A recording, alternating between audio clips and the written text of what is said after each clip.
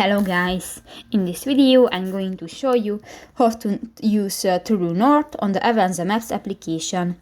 But first of all, I just want to mention, please don't forget to subscribe to our channel, because at 100,000 subscribers we are going to show you our YouTube revenue statistics and growth strategy, how to make money online. So let's jump into it. First of all, open the application on your device. You click to the three dots at the upper right corner of the screen and click to the settings button.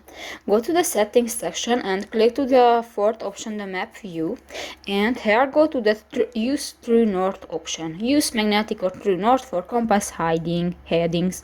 And if you want to enable this function, just click to the next square icon, and if it will be orange, the use true north function is enabled. So that's pretty much it for this video, guys. See you in the next one. Bye bye.